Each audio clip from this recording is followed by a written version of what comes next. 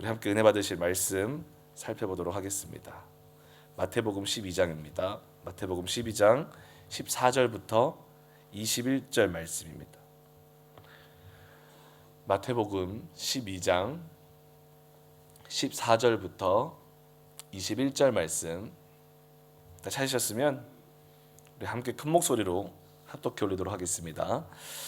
바리새인들이 나가서 어떻게 하여 예수를 죽일까 의논하거늘 예수께서 아시고 거기를 떠나가시니 많은 사람이 따르는지라. 예수께서 그들의 병을 다 고치시고 자기를 나타내지 말라 경고하셨으니 이는 선지자 이사야를 통하여 말씀하신 바 보라 내가 택한 종 곧 내 마음에 기뻐하는 바 내가 사랑하는 자로다.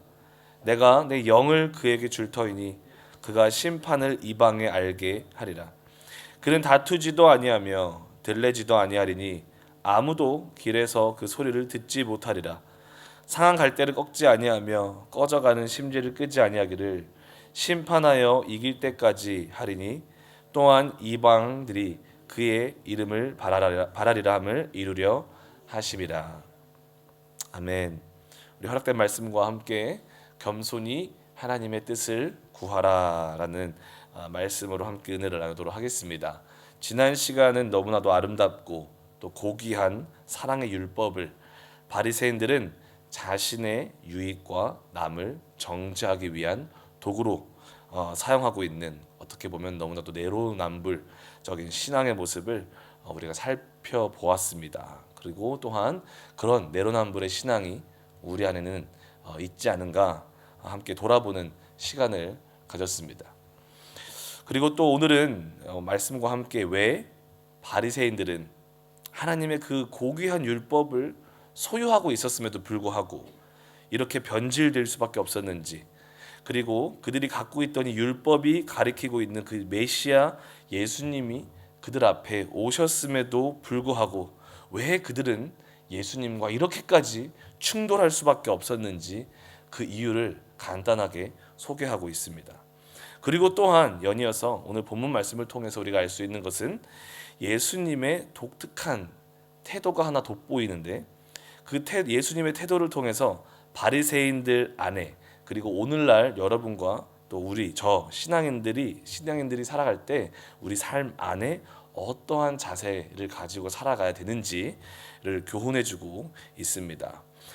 이미 눈치채셨겠지만 제목처럼 그 예수님의 모습은 그 어떤 상황 안에서도 겸손하게 하나님의 뜻을 끝까지 구하면서 나아가는 모습이었습니다. 함께 오늘 이 허락되신 말씀을 살펴보면서 그 은혜를 나누기를 원합니다. 오늘 본문 12장 14절은 이렇게 시작합니다. 바리새인들이 나가서 어떻게 하여 예수를 죽일까 의논하거늘 이라고 시작을 하죠. 안식일 교훈을 통해서 예수님은 안식일의 주인이심을 선포하시고, 또 당시 영적 지도자들의 민낯을 지적하셨을 때 아이러니하게도 바리새인들은 그 말을 겸손히 듣고 깨닫는 것이 아니라 돌이키는 것이 아니라 더더욱 그 예수님의 말 앞에 예수님을 어떻게 하면 죽일 수 있을까 고민했다라는 것입니다. 이 바리새인들의 모습을 살펴보면서 너무나도 아쉬운 마음이 크게 들었습니다. 왜냐하면 바리새인들이라고 하면 우리가 이제 마태복음에서 하도 예수님한테 두들겨 맞으니까, 그렇죠? 이 막 독사의 새끼들아 막 이렇게 말씀하기도 하고, 너무 예수님한테 욕을 많이 먹으니까 마치 바리새인 하면은 너무나도 부정적인 시각으로 우리가 그 바리새인이라는 그룹을 바라볼 때가 있습니다. 하지만 바리새인은요, 어떤 사람들이냐면 그 하나님의 백성 유대인들이 역사 가운데 소멸할 뻔한 위기 가운데 어떻게 하면 그 하나님의 택한 백성들이 다시 한번 회복하고 보호받고 다시 한번 세워질 수 있을까 고민했던 아주 멋있는 귀한 사람들이었고 공동체였습니다. 희미해지고 빼앗겨 없어질 뻔한 그 하나님의 그 율법을 끝까지 고수하면서 그 율법의 가치들을 계속 연구하고 탐구하면서 자신들의 민족에게 그 하나님의 말씀을 가르치며 우리가 다시 한번 하나님의 말씀대로 살아야 우리 민족이 유지될 수 있고 회복할 수 있다라고 선포하며 끝까지 하나님의 그 말씀을 지켜냈던 자들이기도 합니다. 새롭게 보이시나요? 네, 아주 멋있는 분들입니다. 그래서 더 아쉬운 것 같아요. 그런 자들이라면, 그렇게 율법을 공부하고 율법을 귀하게 여긴 자들이라면 예수님과의 만남은 그들에게 참으로 특별했어야 하는데 왜 이렇게 그들은 예수님과 충돌이 일어날 수밖에 없었을까? 그런 생각을 계속 하게 되면서 말씀을 준비했던 것 같습니다. 왜 그들은 그런 반응을, 이런 예수님을 죽여버리고 말겠어 라는 반응을 보일 수밖에 없었을까요? 그 하나님의 말씀을 가지고 있었음에도 불구하고, 그렇게 하나님의 뜻을 사랑함에도 불구하고 왜 예수님 앞에, 예수님을 만났을 때 그런 반응을 보일 수밖에 없었을까요? 교만 때문이 그렇습니다. 교만함 때문에 그렇습니다. 어느 순간 바리새인과 서기관들은 열정적으로 열심으로 세워놓았던 그들의 공동체 가운데 높아져 있는 그들의 명성과 권위와 권력에 눈이 멀어져 있다는 것을 우리는 발견할 수 있는 것입니다. 그렇게 그들이 중요하게 여기고 다시 세우고자 했던 그 하나님의 뜻과 하나님의 성품과 하나님의 말씀보다 자기들이 세워놓은 자기들의 자리와 자신들의 명성과 권력이 어느 순간 더 중요해져 있었다라는 것입니다. 그들을 향한 예수님의 지적과 선포와 가르침은 그 바리새인들이 중요하게, 그렇게 중요하게 생각하는 그들의 자리와 권력과 명성에 아주 날카롭게 도전하는 말이었고 도전하는 행위였던 것이었습니다. 바리새인들은 그렇게 절대적이었던 자신들이 가지고 있었던 그런 것들, 권력이 사람들 안에서 조금씩, 그 민족들 안에서 조금씩 흔들리는 것을 목격하고 감지하였을 것입니다. 그리고 바리새인들은 절대로 자신들이 세워놓은 그 명성, 권력 등이 무너지는 것을 용납할 수 없었던 것이었죠. 그래서 그들이 세워놓은 자리와 권력과 명성을 지키기 위해서 오늘 방금 읽었던 본문 말씀처럼 예수님을 제거하려는 지경까지 이르게 되는 것입니다. 참으로 안타까운 모습 아닙니까? 너무나도 좋은 의도로 시작된 그들의 공동체였습니다. 하나님의 뜻을 구하고자, 하나님의 택한 민족을 다시 한번 회복시키고자 그 말씀을 붙잡고 그렇게 위대하게 시작했던 그 바리새인들이 왜 이 지경까지 왔어야만 했을까? 이 모습을 돌아보면서 묵상하면서 이런 모습이 우리 안에는 없는가라는 질문을 또한 던지게 되었습니다. 이런 바리새인과 같은 모습이 여러분과 저 안에는 과연 없을까요? 이런 교만한 모습이 우리 안에는 없을까라는 생각을 해보게 됩니다. 우리가 일상생활을 살아가는 과정 속에서, 우리 신앙생활을 살아가는 과정 속에서, 또는 우리의 사역과 교회 안에서 봉사의 자리에서 정말 하나님의 영광을 위해 하나님을 바라보며 분명히 시작했던 것들이 있을 것입니다. 그렇죠? 하나님의 이름을 위하여 주님, 제가 순종하겠습니다. 제가 봉사하겠습니다. 제가 헌신하겠습니다. 그런데 어느덧 세월이 지나고 보니 그 하나님의 자리에 나의 명성과 나의 권력과 나의 자존심과 그 자리를 통해서 내가 얻을 수 있는 이득이 그 하나님의 자리를 대신 차지하고 있지는 않는지, 그리고 예수님의 말씀과 그 하나님의 방법은 힘을 잃고 희미해져 가고 있진 않은지, 그런 우리의 삶의 영역이 있진 않은지 우리는 돌아봐야 됩니다. 솔직히 말씀드리면 저는 이 말씀을 준비하면서 저 스스로가 제일 많이 떠올랐던 것 같습니다. 왜냐하면 저는 그런 자리가 있었거든요. 제가 이제 찬양을 인도하는 목회자로서 벌써 한 15년 이상을 사역한 것 같습니다. 사실 저는 찬양을 할 수 있는, 그러니까 노래를 할 수 있는 사람이 아니었습니다. 목소리는 갈라지고 이렇게 알맹이 충만한 목소리 지금은 인 것 같은데 동의가 되시는지 모르겠습니다. 어찌됐든 이전에는 진짜 누가 들어도 쟤는 노래를 하면 안 되는 애야 라고 할 정도로 목소리가 갈라지고 목소리도 안 올라가고 목소리는 허스키해서 막 목소리 옆에서 막 새요. 이렇게 이렇게 새면서 막 무슨 말 하는 거지? 이렇게 할 정도로 이게 발음도 좋지도 않고, 그러니까 노래라는 거를 해보고 싶어도 노래를 잘하는 사람들 보고서 와 나도 언젠간 저렇게 한번 해보고 싶다 할 정도로 그런 노래를 할 수 있는 사람은 아니었습니다. 음치까지는 아니었습니다. 그래도 음은 잘 맞췄는데 노래를 할 수 있는 사람은 아니었어요.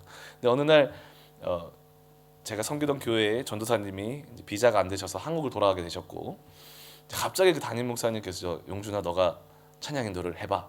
이제 그 말 듣자마자 이제 사라처럼 웃었습니다. 속으로. 목사님 저한테 지금 뭐라고 말씀하신 거냐고. 저한테 찬양 인도요? 저를 모르시냐고. 다 알았거든요. 근데 이상하게 그 순간에 이상하게 순종해야겠다라는 마음이 들었습니다. 그래서 거두절미하고 순종하겠습니다. 그 대신에 저에게 6개월만 시간을 주십시오. 라고 하고 기타를 하루에 6시간씩 연습하기 시작합니다.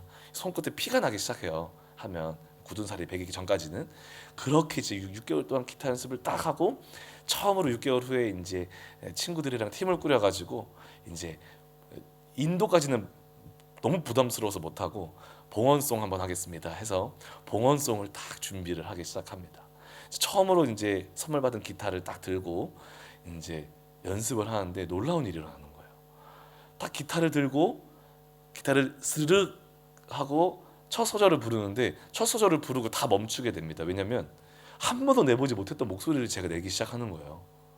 뭐 그렇다고 해서 뭐 대단한 목소리가 나는 건 아닙니다, 여러분. 저희 순복음교회는 대단하신 분들이 많으셔가지고 제가 거기 따라가지도 못하겠지만 그래도 제가 한 번도 내보지 못했던 목소리, 그런 어떤 톤, 그 목소리가 나기 시작하는 거예요.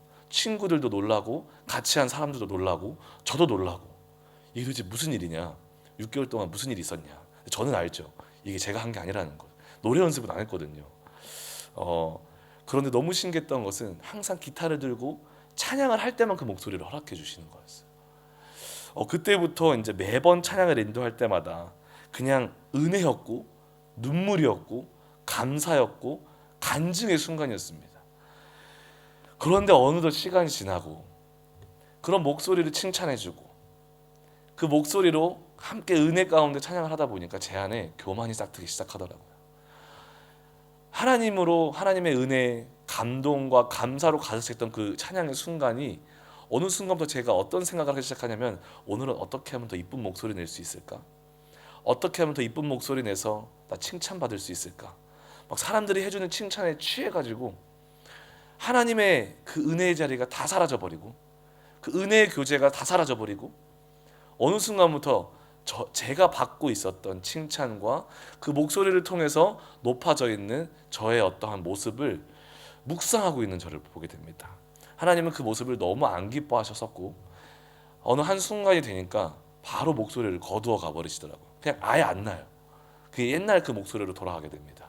그때부터 한 달 동안 이제 무릎 꿇고 회개하며 금식도 하면서 이제 회개 기도를 하기 시작했고 정말 하나님께서 그 기도와 간구를 감사하게 들어주셔서 다시 한번 찬양의 자리로 회복시켜 주셨는데 그때 일이 생각이 나면서 그때 이후로는 진짜 예배의 자리에 있을 때마다 정말 무조건 하나님의 은혜와 이 모든 것이 하나님께서 허락해 주시는 선물임을 기억하면서 찬양을 하게 되는 그런 모습을 다시 한번 기억나게 해주셨습니다. 그러면서 제 스스로에게 이런 말을 하게 되더라고요. 네가 그 바리새인이다. 너가 이 말씀에 나오는 너가 바리새인이다라는 말씀을 많이 해주셔서 또 말씀을 또 준비하면서 많은 회개를 하면서 준비하게 되었습니다. 우리도 사역 가운데 우리 신앙생활 가운데 이런 바리새인의 모습이 있는 영역이 분명히 있을 것입니다. 그것을 돌아보고 하나님께 회개의 자리로 다시 한번 하나님의 은혜의 자리로 돌아가는 우리가 되기를 주님의 이름으로 축복합니다. 그 회개 가운데 본문에서 계속해서 보여지는 그 예수님의 모습에 더 큰 은혜를 받을 수밖에 없었습니다. 왜냐하면 이 본문에서 나오는 예수님의 모습은 우리들의 신앙생활에 정말 중요한 것을 가르쳐주고 있기 때문에 그렇습니다. 예수님은 바리새인과 서기관처럼 자신의 그 권위와 권세를 들내지 않으시고 오히려 그 사역 가운데 하나님의 뜻에 집중하는 겸손함을 보여주셨기 때문에 그렇습니다. 16절에 보게 되면 자기를 나타내지 말라라고 경고하셨으니, 놀라운 그 치유의 기적을 베풀고 사람들이 인정할 수밖에 없는 그 놀라운 일을 하나님이 베푸시고 나서 하나님 예수님이 말씀하시는 건 그거예요. 자기를 나타내지 말라라고 말씀을 하시는 거예요. 이것은 예수님의 겸손함이었습니다. 당시 최고의 종교적 민족적 권력을 가진 바리새인들과 대등하여 토론하시고 또 사역하실 정도였습니다. 모든 표적과 기적을 행하셔서 모든 이들의 시선을 사로잡으실 수 있으실 정도였으면, 충분히 그런 자신의 사역에 집중하여서 자신의 이름을 좀 내고 좀 높아지고 싶은 마음이 충분히 예수님도 있으셨을 것 같습니다. 어찌 보면 이 높아지고 싶어하는 마음, 인간의 몸을 가지고 있으신 예수님이라도 피해갈 수 없었던 너무 큰 유혹이었을 것 같습니다. 그래서 아마 사단은 그것을 알고 40일 동안 예수님을 유혹 또 시험하지 않았을까요? 그래서 예수님도 이런 인간적인 부분이 있으셨기 때문에, 자유하지 못했기 때문에 습관적으로 기도의 자리를 찾아 나아가시고, 새벽 미명의 기도의 자리로 찾아 나아가시고, 그곳에서 사역보다 더 중요했던 것은 우리 예수님에게는 기도였습니다. 그 기도 가운데 하나님의 뜻을 구하고, 그 하나님의 뜻을 구하는 절정은 어디였습니까? 겟세마네 동산에서 치열하게 하나님의 뜻을 붙잡고 기도한 예수님 아니셨습니까? 내 뜻대로 마시고, 솔직히 하나님, 내 뜻은 이 잔이 내게서 옮겨지는 것입니다 라고 말씀하시잖아요. 근데 주님, 하나님, 내 뜻대로 마시고 하나님의 뜻대로 이루어지게 하여 주시옵소서. 치열하게 영적 전투를 하셨던 것입니다. 예수님은 그렇게 치열하게 그분의 사역 속에서 자신을 나타내지 아니하고 자신을 높이는 것이 아니라 하나님의 뜻을 구하는 태도를 취하셨다라는 것입니다. 그리고 말합니다. 자기를 나타내지 말라. 그 와중에 예수님은 자신이 높아지고 드러나는 것보다 더 중요하게 여기는 것이 하나가 있었습니다. 오늘 본문 17절부터 21절을 보게 되면 이렇게 말합니다. 이는 선지자 이사야를 통하여 말씀하신 바, 보라, 내가 택한 종 곧 내 마음에 기뻐하는 바 내가 사랑하는 자로다. 내가 내 영을 그에게 줄 터이니 그가 심판을 이방에 알게 하리라. 그는 다투지도 아니하며 들레지도 아니하리니 아무도 길에서 그 소리를 듣지 못하리라. 상한 갈대를 꺾지 아니하며 꺼져가는 심지를 끄지 아니하기를 심판하여 이길 때까지 하리니 또한 이방인들이 그의 이름을 바라리라 함을 이루려 하심이라 라고 말씀하십니다. 바로 예수님이 가장 중요하게 여겼던 것, 자기의 이름과 자기의 명성이 높아지는 것보다 더 예수님이 집중했던 것은 뭐냐면 바로 하나님이 자신을 보내신 그 보내심의 그 하나님의 뜻에 집중하였다는 것입니다. 하나님의 마음, 하나님의 생각, 하나님이 원하시는 것이 무엇인가에 집중했다는 것입니다. 17절 21절 말씀은 이사야 선지자를 통한 메시아의 모습을 이야기하는 구절을 그대로 인용하고 있는 것입니다. 당시 대중들이 원했던 메시아의 모습은 상당히 강력했고 또한 저돌적인 모습이었습니다. 당장이라도 강력한 권세와 권능과 힘으로 와서 로마 대제국을 뒤엎어버리는 그런 메시아의 모습을 그들은 바랬다라는 것이죠. 그리고 예수님은 충분히 그런 멋있는 권력 있고 권세 있고 능력 있는 마이티한 모습으로 올 수 있으신 분이셨습니다. 그렇죠. 온 천지 만물을 창조하신 분이신데, 온 우주의 주관자 되시는 분이신데, 더 그 누구보다도 권세 있는 모습으로 오실 수 있는 분이 예수님이셨습니다. 그리고 또한 사람이라면 누구나 그런 권세 있는 모습으로 자신을 드러내고 영향력을 행사하고 싶은 게 우리 인간의 마음 아닙니까? 왜냐하면 멋있잖아요. 쿨하잖아요. 그렇죠? 누구나 원하는 모습입니다. 그러나 예수님이 집중했던 것은 그런 대중들이 원했던 모습이 아니었습니다. 인간이 바라는 그런 매력적인 모습을 예수님이 원했던 것이 아니라 예수님이 정말로 원했던 것, 집중했던 것은 하나님의 말씀대로 하나님이 원하시는 그 메시아의 모습에 집중하기를 원했다라는 것입니다. 그리고 그 말씀 그대로 자신을 통하여 성취되는 것이 정말 예수님의 주된 관심사였다라는 것입니다. 그것에 집중하셨다라는 거예요. 다투기보다 온유와 겸손으로 낮은 자들을 맞이하셨던 예수님. 우리 주님만큼 다투고 싶으셨던 분이 없었을 것 같아요. 그죠?